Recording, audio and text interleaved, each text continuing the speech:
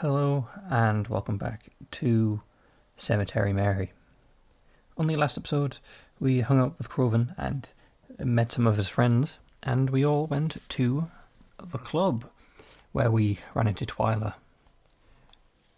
Twyla offered us to hang out with her instead, but we came here with Crowven, so we stuck with Crowven.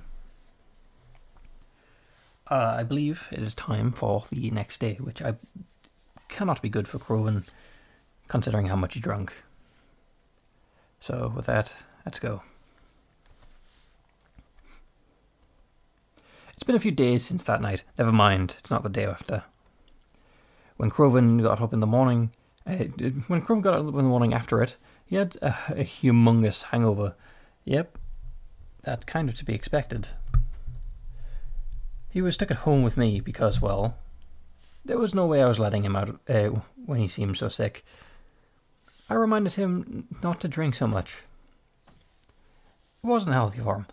Never is, but usually what people consider fun usually isn't. He didn't really seem to care, though. Twyla's been texting me too. I haven't really seen her in person since seeing her at the club, but she texts me more often. Sometimes we'll agree to meet up somewhere, but something always seems to get in the way. We haven't been able to yet. I feel bad though. She texts me updates a lot of things she's wondering about, weapons, methods, potential victims. But I oftentimes don't know what to say in return, or even really have anything to show her. I've been wondering if I should start investigating on my own, as to not let her down. But she seems so confident in what she's doing. I wouldn't even know where to start with. And I don't even know how I would start anyways. I would go with the victims, see what they had in common. Like, maybe cause of death in common, maybe their personal histories in common. Like, if what school they went to, even though it's like the same town, so chances are they all went to the same school. You know, that sort of stuff. Just find out what the links to the victims together, then we can find potential victims. And if the cause of death is the same, then obviously it would link to a murder weapon. And, you know, because they're called a butcher, so I'm assuming they use, like, well, a knife, or maybe, I think cleaver is what I'm thinking of, I think. So, for now, I've just been staying home. It's been raining a lot too, so it's not the most apt time to be outside. Anyways, well, that depends on the rain. Sometimes it's nice. But even though I haven't left the house in a while, I've been able to stay entertained. I started reading the book that Crowven had won me at the crane machine. When I saw the title, How to Talk to Ghosts, I figured it was, well, figurative. I thought it would be some spooky story with a clever title. But to my surprise, it's more of an instructional guide. It's very interesting. It's a very interesting read, and I'm curious as to how they got all this information. Anyways, as previously mentioned, ghosts exist on a different plane from existence. That much is obvious. Yet they can communicate with us despite their being existing on a separate layer from ours. It's like interactive fiction, I guess, for ghosts. We see time and time again their attempts to reach us. Perhaps it's because they are angry. Perhaps it's because they are lonely. Does each ghost exist on their own? Or do spirits share a realm with one another, expanding and everlasting? I think it's both. Like, certain people are linked together. Maybe like... the best I'd think of would probably be like a ghost who killed someone and then died, and the victim and the killer would be linked in the same plane. I don't know why I think that. This is a sudden thought I had. Is there a heaven? Is there a hell? Remains to be seen. Or is there only a purgatory stretching for miles beyond what we can comprehend? I think that would purgatory, by that definition could be someone's hell or someone's heaven, depending on what each person wants. If someone wants to be like left alone, where they could live a peaceful, quote-unquote, life, I would imagine that could be heaven for some people, whereas obviously lonely for others, so hell. These are questions I cannot yet answer, for if I could, I wouldn't have been writing this now, would I? But there is a question I have been able to answer. Since ghosts can make contact with us, I often wondered, could we contact them? Isn't that what a Ouija board is for? Or Ouija? Luigi? Ouija? I'm getting distracted by old videos now. Sure. You've heard of physics and mediums and physics, psychics and mediums and whatnot, but that is only half of what I'm talking about. Being born with the innate ability is a factor, of course, but I wanted to delve deeper than that. Despite where they may exist, they can clearly affect things on our realm. They can reach us, and like one-way glass, I know they can see us. Isn't that just... yeah, it's a two-sided mirror, isn't it? But what if we could see them? Do we want to see them? Because I mean, they'd either be decomposed, you know, how they were when they died, or, you know, if you're optimistic, and like Star Wars, you would appear as a form you want to take, I guess. It's not enough to hear them, I want to see them, to travel to where they were.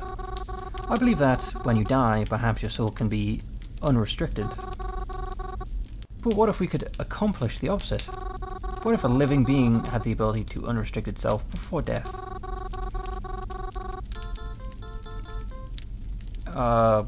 Okay, hold on. Perhaps this sounds like crazy talk, but what if we... but you will find that I successfully... Oh, my phone is running. My phone is ringing. Hello? Yo, where are you? Ah, what do you mean? I'm at home. What? Well, that's lame.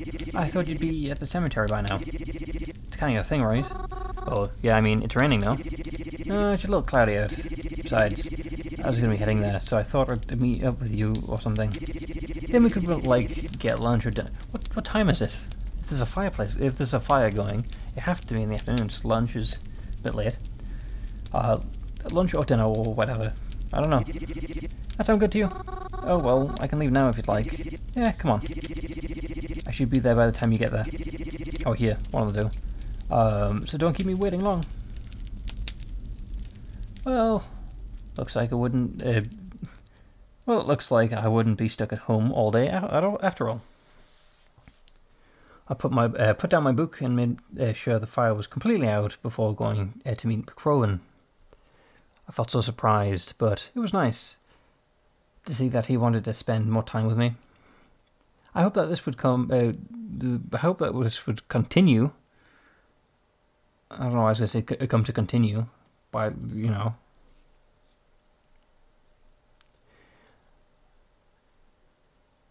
And when my parents come back, maybe everything will start feeling a bit more normal again. I hopped off the bus. I'm just failing the English language. I hopped off the bus, arriving in town again. The bus. It's lifting all the passengers. It was very cloudy, but the air didn't feel moist at all. Maybe the rainy weather would finally take a break. I made my way over to the cemetery once again. I hope that I didn't keep Crowven waiting too long, but I was a bit surprised when I arrived. Hey, you made it. Mars? Oh, yes, I'm here. Crowven's other friends were here too. Do you not like them, Mary? Why waiting? Why were we waiting on her again? We already know how to get where we want. Hey, chill out. Mary loves this place. Figured if we were going to be here anyways, we might as well invite her. Well, we're all here. Let's go. Thank you, Crowven. That's considerate of you. I'm not gonna lie. The only reason I remember Zipporah's name is because she just spoke. I don't know what the other one's name is. I forgot. He's so silent. We all stepped through the cemetery gates. Theodore, there we go. Theodore and Zipporah kind of walked ahead, but I pulled Crowven to the side and had him walk a bit behind with me. Something wrong. I'm sorry, Crowven. But when you invited me to hang out, I thought it was just going to be the two of us. Oh, I see. But this is still cool, right? I mean, you like them, don't you? That's a no. Wait, seriously? I don't know. Oh, come on, Mars. They're not that bad. I mean, they don't seem bad to me. They're just... I mean, at least Zipporah talks too much. Well, not too much. She talks a lot. Do they even like me that much? Yeah, sure they do. Is this about their scary memory comments? I mean, it did apparently. Oh, I'm gonna save. It did bother Mary apparently. So yeah, I thought so. But hey, they're not like that. Promise. You just met him in the wrong environment. That's all. I mean, I trust Crowven. Sure. At the start of the game, he seemed angry, but like, you know, he's doing his best to include us and, you know, making sure we're feeling alright. So, he wouldn't do that if he was a bad person. Well, he might have, but that's like a plot twist at the end. He wouldn't show us his angry side if it was a bad person. Because the bad guys want to be stealthy. If they're smart. We started to walk closer to the other two again. I know the cemetery like the back of my own hand, but I wasn't sure exactly where we were going. Or rather, I didn't know where they were going. So, do you guys come here often? I spent a lot of time here and all, but I can't say I remember seeing you guys here before. No, not really. Theodore with the heavy hitting sound effects. It's not quite our vibe, but it's good for a few things every now and again. Oh, we get to visit someone then? Huh. As if. You'd never catch me here looking at like some overwatered pansy. Even when I'm dead. Oh, then why are you here? Ah, there it is. I watched as Theodore approached one of the old trees near a usually forgotten corner of the cemetery. There's not a lot of graves here. At least not yet. That's optimistic, Mary. And this tree doesn't provide much shade compared to the others. I watched as Theodore stuck his hand into the hole in the tree. So you just hide something here? I always figured that squirrels and birds lived in those, so I never went out of my way to bother them. But when I saw what Theodore pulled out, was it something like, I'm going to assume it's like cigarettes and or weed. I was very upset, to say the least. What is that? What's in there? Food, drugs, one or two. What, this? It's just the good stuff. Oh well, glad stuff, if you want to get technical. Just need somewhere to hide it that wasn't home for a while. You know how cops and idiot level nubs can be, right? And so you hid it here? How dare you? What's the problem? It's not like anyone ever comes here anyways. I do. You can't just hide this junk here. Especially junk like that. What do you think this place is? It's a cemetery, I think. This isn't some park or stretch of the woods. This is a cemetery. There are families here. What are you doing with... There are families here. Sons, daughters, moms, dads, grandparents. They're all here. And you'll be here one day too, right? You'll join them and you'd be so annoyed if someone did the same thing to you. No, I don't think you would care. This is someone's final resting place. How dare you try and taint it? Disrespect it. Treat it this way. Yo, Mars. Maybe you want to chill out a little bit? This isn't that big of a deal. How can you say that? Because I'm gonna bet it's like a sandwich. How do you feel if someone came to your house and just started wrecking everything? But you didn't even think to learn a single name in here. I mean, to be fair, I personally wouldn't. I'm not one for cemeteries, but like even the only reason I would ever go to one is family. I wouldn't go for anyone else's name. Can't believe you would even think something like that is okay. I won't stand for it. Whoa, hey. I seriously think it's just a sandwich, Mary. Pause off. No. You don't deserve to even have this. Using this as your hiding ground. We were going to leave with it anyways. Not soon enough. It shouldn't have been here to begin with. You shouldn't have even have this kind of stuff in the first place. It's good for nothing anyways. Let's go. Let's go already. I don't know what happened. I think I might have just pulled too hard and suddenly thrust backwards. The next thing I knew, everything was dark. And then, in that darkness, I heard giggling. And my eyes began to adjust the light and I found myself somewhere quite strange.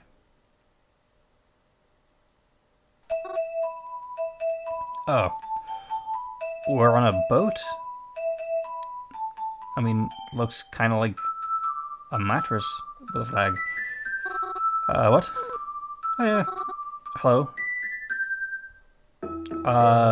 We're unconscious, so this is a dream, I'm gonna guess. What happened? We fell. So what is this place called? You're on my boat. It's not a boat. Looks like a mattress. I've already got dibs on being the captain, by the way. Okay. Can we be in the crow's nest? I guess you're going on this adventure with me. Where are we going? I don't know. This is what makes it an adventure. I mean, it's kind of true. That's kind of how pirates go. They get a map and just go wherever they want. Wherever the wind will take them. Oh, sounds fun, but I was just with my friends, wasn't I? I was so confused. Where was I? And who's this girl? And... Are my eyes okay? Yeah, but we're friends too, right? Are you the person texting us? Are we... I'm sorry. I can't say I remember you. Yeah, you do. Come on. Just because I'm a kid doesn't mean I'm stupid. You're always here. I am. Am I? Yeah, you come by giving me flowers and like all the time. So you are a ghost. Okay. Oh, thanks by the way. I think it's kind of overdue. Thanks.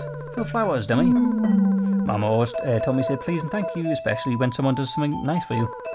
Yes, that's a key thing. Always have manners. And I think he'd want me to say thanks too. Who is he? So maybe, could I please have a teddy bear next time? The flowers are pretty and all, but I really want a new teddy bear. Sure, why not, but wouldn't someone steal it? And I think you choose a really rare one, especially with your taste in flowers and stuff. So, pretty please, the cherry on top and everything. Wait, I'm sorry. Please slow down. I'm still a little confused. How did I get here? You fell. Who are you? Apparently you don't learn names from graves. Oh, I can answer that one. I'm Sunny. Some people have started calling me Sunshine, though. Hold on. Here? Where is he? Wait, Sunny? Sunny D? Yeah, but Sunny is... Oh, right. I'm Mary, by the way. It's nice to meet you. So, that teddy bear. Sunny is a person, a ghost of focus and commitment. She really wants this teddy bear. Oh yes, I can bring you one. I'll add it to my shopping list so I can bring it next time I come around. But in order to do that, I'll have to find my friends again. Maybe we'll find them on our adventure. I don't think they're here. Yes, maybe, but... Am I dreaming? Yes. I must be right. But this... It doesn't feel like a dream. Well, you're not conscious, so... I think that counts as a dream. And Sonny... What's the matter? Oh, it's nothing, I'm just... trying to make sense of it all. Okay. But take it easy. You'll give yourself a headache if you try and think too hard. Yes, I suppose I might. Do you hear that? Hear what? Mary. Why are you holding us like this, Crowven? Ah. Okay, thank you. Mary, are you okay? I was gonna go on a boat with a child. Why are you doing this, Crowven? Yeah, Ow. No. My head, what happened? You fell back on one of the headstones. Ouch. Was it Sonny's headstone? Is that why we met Sonny specifically? Yeah, and you were out cold. Scared the life out of me. I was going to bring you to the hospital or something if you didn't wake up soon. Thank you for caring about us, Crowven. Oh. What about your friends? They left. Don't worry about it. Oh. I'm really sorry. I didn't mean to. So don't worry about it. We won't hang out here anymore, okay? So just drop it. I promised you lunch, didn't I? Let's go. Crowven helped me stand up, and once it was confirmed I could stand up without a problem, he began to make his way to the exit. But I had to check on something first. I looked over the headstone I had supposedly knocked myself out on, and it's Sonny. The name engraved on it, Sonny D. So interesting. Maybe if we sleep like over their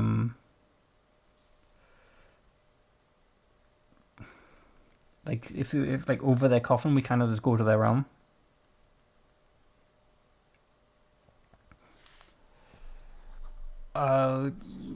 Was what I just experienced really a dream? Nope. You are able to talk to ghosts, gifted to them by the ghosts, I think. But all the dreams I've had, I thought back. I thought back to the book I read. I would have talked to ghosts. Maybe, just maybe. I have to try and and see if I try it again for myself. Not today though, but maybe it really was. Hey Mary, come on. I'm coming. I hurriedly made my way to Crowven's side, and we quietly went to lunch that day. Neither of us really had said much. I felt bad. I knew Crowven and I didn't really grow completely the same, but I had no idea what the kind of friends he made with people like this either. Why do you hate his friends so much? I mean, yeah, like sure, I understand you're not happy with them keeping those kind of bags in the cemetery, but you didn't have to react like that. He did say he was going to leave. Did you always hang out with people like who acted like this? Mary, you're the one who acted the worst, in my opinion. I know you had like noble intentions, but that's kind of what makes it worse for you, because you think you're in the right. Well, you are technically in the right. You made the wrong way to go about it. I think that's what I'm trying to say. I didn't know how to feel. The Crowven that I saw around the people just isn't the Crowven I'm used to. Who's the Crowven I know? Is he just a ghost too? Now you're getting philosophical. No, I shouldn't think like that. I just didn't want to think about it at all. We kind of just went home together after that. I don't know why. It was just like neither one of us wanted to just... Neither one of us wanted to just go on with our day afterwards. So even though we weren't talking, we both went home together. We stayed in separate rooms for the rest of the day. Just did our own thing. Neither one of us felt like talking about it.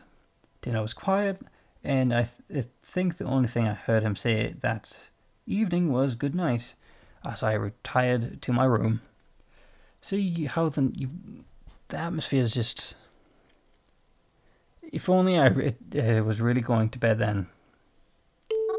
Hello again. You're still here, right? Of course I am. Is everything okay? Yes. On my side, at least. Is everything okay with you? No, today was harder than normal. Why is that? Things were just stressful, that's all. I don't really want to talk about it with you. I just wanted to be honest in my answer. I understand. I'm sure you're carrying a lot of weight on your shoulders. Please, take things easy on yourself. I'm positive the last thing you need is more stress right now. It's funny you should say that, considering you are the one things that worries me the most. I see. I shouldn't worry you more than I have to, then. Good night, Mary. Well, that's kind of rude. A day or two passes since then. Not much happened, but I've been unable to stop thinking about my encounter with Sunny, and you still have not given her a teddy bear. It was just so bizarre to me. Out of anything, I could have dreamt it up. Unless, of course, I had really spoken to the ghost that day. Well, just get her a teddy bear either way. That couldn't have been possible, and yet I thought back to the book I read, but I don't understand. I hadn't done anything special. I didn't recite any chant or practice any written method. Maybe it's just like a mental thing, like superpowers. You think about it and it'll happen. It's like a muscle. You gotta practice it and gotta keep like working out and using it, and it'll get stronger. Why was I suddenly able to speak with a ghost?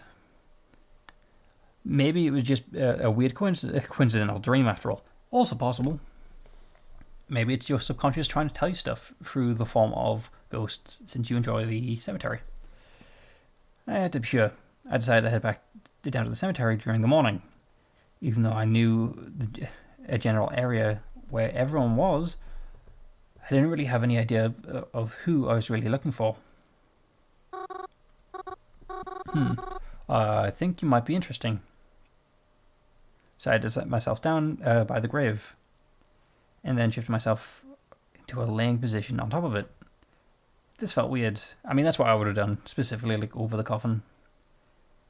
But I had to know. I shut my eyes and tried to think about nothing more than sleep, hoping that I could somehow fall asleep soon. And then I'm not exactly when, but I did. For when I woke up, the sound of a graceful violin. Okay, so you have this ability to talk to ghosts. It happened again, just like with Sunny. I woke up somewhere new. Is this a theatre, isn't it? It's soaked in shades of green. Interesting choice of decor, I guess. I've never been in a place like this before. It felt like a dream, and yet not quite. But it's because you're walking. I'm gonna say astral projection, but like you're walking around in a place that's not really built for you. So maybe that's why it feels like a dream, but also not a dream. Right. Where's this place? Listen to the violin. Sounds of an elegant violin reverberates throughout the theatre. The violinists atop the stage continued to play despite the fact that I was the only one here. It was beautiful to listen to. I felt as if I could sit in one of these chairs and listen for hours. But I know I did not have that kind of time. Still, what a shame to cut off such a performance so early. How does it feel? Reached out and touched one of the chairs. Although I could see they had a fabric covering, it felt like anything but. The dust on it, the dust did not come off of my hand, and the chair themselves feel like dollhouse furniture. Plastic-like, fake. What does it smell like? I took a deep inhale, trying to smell what I could. Everything smelled faintly of lilies, probably it's the grass that you're lying on. But I couldn't see any flowers around here, which in my opinion is a little sad. Such a lovely musician should have at least received a bouquet. Okay, look around. Always observe your surroundings before trying to do anything. I was in an old theatre. The seats around me seemed dusty. It looked as if they hadn't been sat in for quite some time. There's no one here except for me and the violinist on stage. I don't know if they noticed me here or not. I don't think so. I'm assuming they play on with their eyes closed. Regardless, They continued playing. Well, time to say hello. I walked up to the stage, and the musician image became clearer and clearer to me as I did. They noticed me approaching, stiffening their gaze onto me. They slowly stopped playing their violin. They placed it off the side, expecting me to join them on the stage, so I did. I climbed up a short stairs that led onto the stage. The echoes creaked loudly in the huge room. The musician then gestured to an extra stool, hiding behind the curtain. I grabbed it and placed it beside theirs. Oh, you look nice. Hello. Lydian Walton. The one and only. Is it really you? Yeah, well, I mean, shouldn't we know who it was? Like, we shouldn't have to say the name. I don't see who else it would be. Yep, this is your grave after all. But with that, we'll have to leave it there. Hopefully you enjoyed, and hopefully I can see you on the next one. With that, goodbye.